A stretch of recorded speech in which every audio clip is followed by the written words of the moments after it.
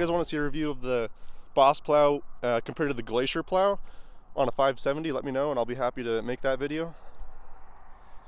So this is the hydraulic box in here. I'll try to do my best to show you guys. I'll take that off. So these two up top get zip tied and go to the two right here, in and out, and then there's three in the back side, and the two over here get zip tied and go to the left side right here underneath, and then just the far left one, if you're just sitting on the machine right here, goes just a direct line to the center one down here that lifts and raises the third hydraulic on the machine. So pretty simple, pretty straightforward. So overall really clean, really nice, and yeah, that's the hydraulics. But hydraulics are in there. This is the red and black electrical right here, and then to the left is the hydraulic controls to the control unit itself. That goes to the Boss controller up here. So this is up, and this is float mode, and it just stays down, and I can move it up, and that's not moving it until I actually go up. So float mode. This is the left side, that'll move it out, in, and then right side out and in. Alright, so I'll show you guys one of the main pieces that rubs on the plow itself is right here in the frame. Right where this corner is you can even see the rust probably, get in the shade right there, where it's rubbing, and that's the only thing I've noticed so far on the plow that rubs, and will probably over time wear pretty good. I did upgrade the shocks to the 850, what's it called, High Lifter 850. So we replaced those shocks just in the front, not the back. And they definitely help a little bit, but not a lot.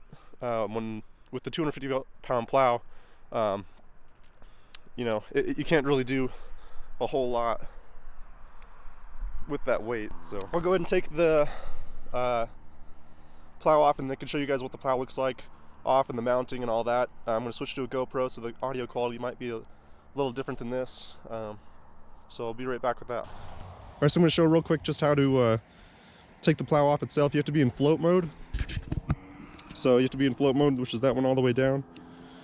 And key on. You don't have to turn the machine on, it can be on, but you don't have to do that. But you're basically lifting up on this, I heard, helps make it a little easier.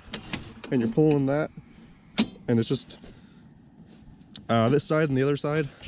The other side, or one side's usually trickier than the other, but lifting it up helps a lot.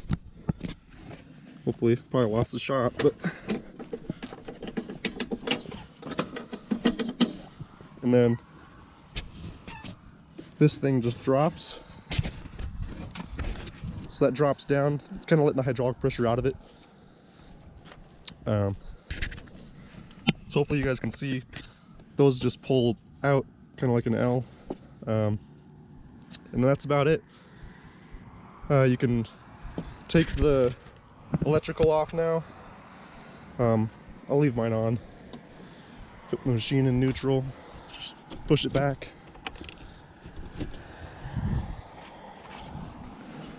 Kind of have to lift up. It's a little trickier than what the video shows on YouTube with the other guy doing it, because you have to lift up out of here kind of, and it can be a little tricky. So you probably missed that, but just down here it hooks into this little groove right here. I'll try to get with my phone, probably better than a GoPro, but it's really not too hard. That's where the locking pins hook in, these right here, and those are some springs. So yeah, that's what it looks like with it off. The electrical's still connected, but the high lifter springs definitely jack it up in the front. So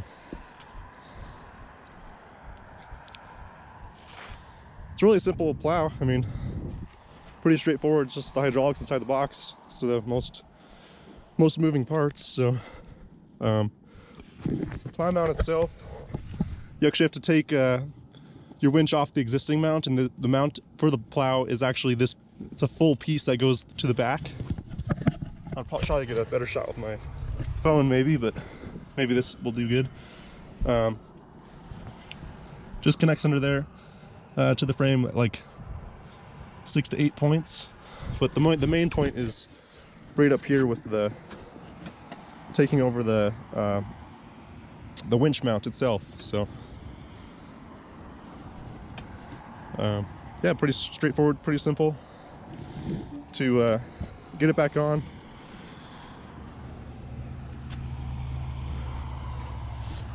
You're just gonna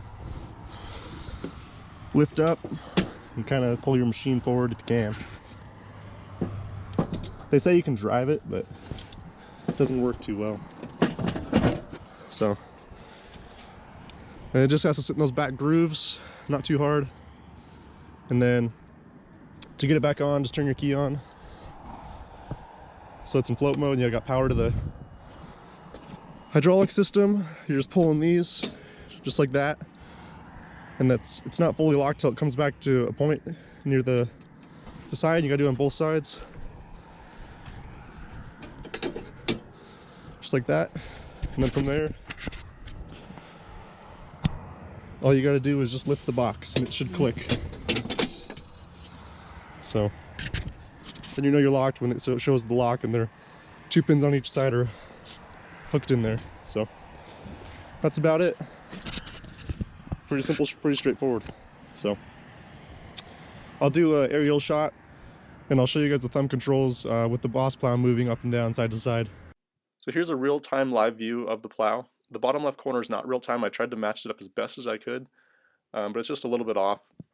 But here's just to give you an idea of the speed of the plow, on mine at least, and the controls for the float mode, bringing it up, and then the top right, extend it, and then the bottom, extend it, and then you can fit both your fingers between the two and it'll bring them back. Just, you know, like a quick little view of just the controls and the dimensions of what you'll see on the plow, the angles, and the gist of that. So in recap, this is just one of the best plows I think you can have commercial wise. If you're looking to do just your driveway or just small stuff and not commercial and plowing, you know, during the season, the Glacier plow is definitely a better option. But overall, I mean, the Boss plow is a phenomenal, in my opinion, best plow on the market, and you can't go wrong with it. I'll have a video coming out shortly of the Boss plow working with the snow. Just stay tuned for that, and if you guys have any questions, hit below. I'll be happy to answer them, and stay tuned for the next one.